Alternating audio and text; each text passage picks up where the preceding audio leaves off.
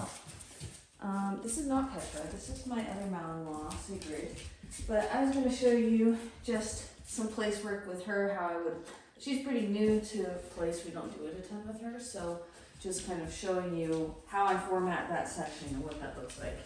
So let's say that she doesn't know anything at all, and you're probably past this point with Wyatt, but just in case. So typically I'll start, okay, good girl, good girl, good girl, break, yes. And you'll see that I do a lot of physical movement when I say break. It's like exciting when he comes off, but not like a celebration forever.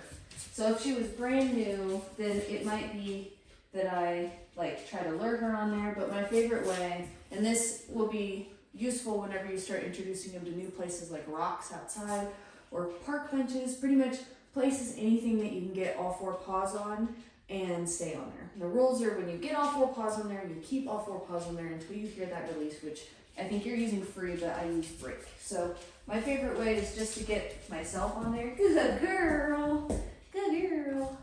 And basically like reward them when they get up there, just modeling. Good job. And I kind of feed like Pac-Man. I don't stare at them, but I'll look at them. I use a lot of my peripherals here because I want this to be kind of like a natural thing that like they get up there, good girl, and like test the environment. I make some noise, stomp my feet, just kind of like silly stuff, and just show that all of that stuff can happen. You stay on the place and you get a reward. Good girl. Good girl. Maybe she knows more. She has a pretty good stay, so she probably has a good instance. So I'm going to try to tempt her a little bit to see if she can break. Let's see. Oh, good girl, please.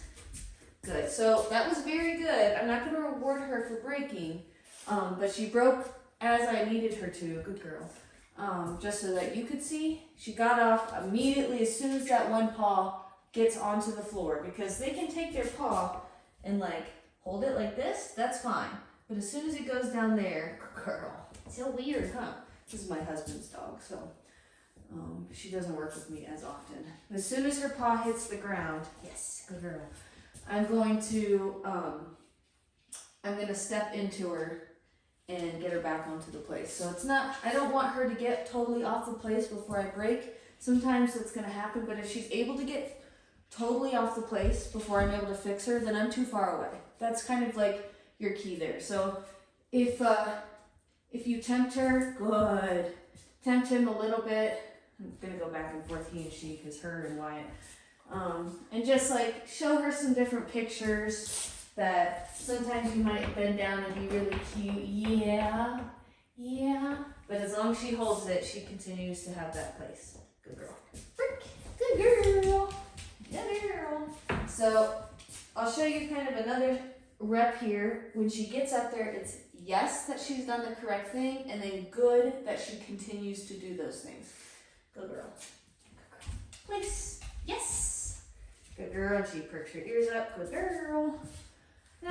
Like I'm talking to you, but this is normal. Like things are gonna happen that sometimes I'm gonna turn my back, I'm gonna walk away, I might be here, and sometimes you can do some rewards this way. Good girl. Good girl. Good boy. It's all the same. Testing doors. Good. Good girl. Good job. And just showing that she gets up there. Good. Good girl. And she gets it. Now I'm always going to come back, just like that video I sent you, always going to come back, make sure that I give some praise there, and then brick. Good girl. Good job. Good for you. Good girl. Yeah. As you get moving forward, you can start to add some distance to the place. And so that kind of looks like you're intending to go there.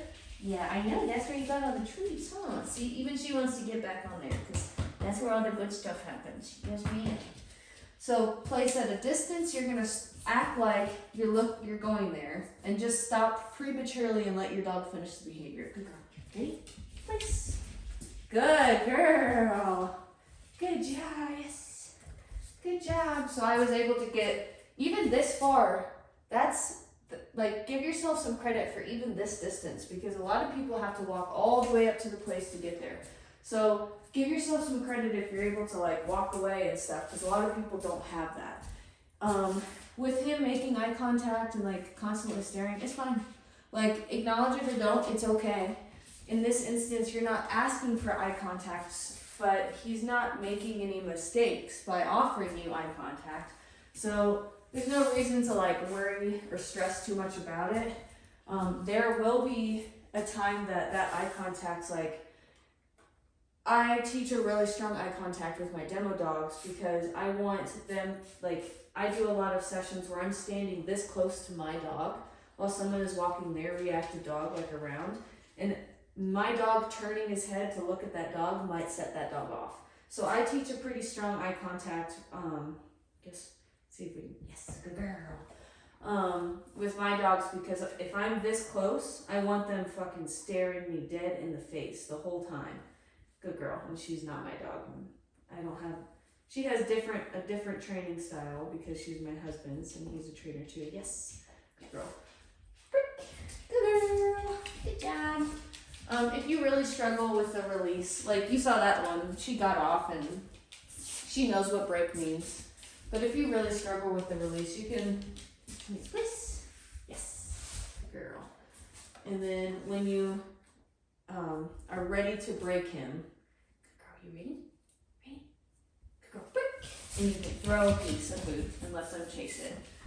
There's like this idea of chase drive, basically, where dogs love to chase and consume. There's, I'll send you some info, I don't have it memorized, but there's like 5 levels of hunt to a dog, which includes 5 different drives. Yes, good girl.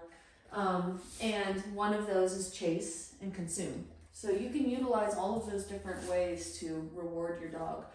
It's kind of like what we do in ABA. It's like whatever your dog is interested in, whatever the kiddo is interested in, you use that to motivate them. Like, okay, you can have your Play-Doh, or you can have this rock you found on the ground after, because you do a lot of pre-mac with dogs, right? First you sit, then you go out the door.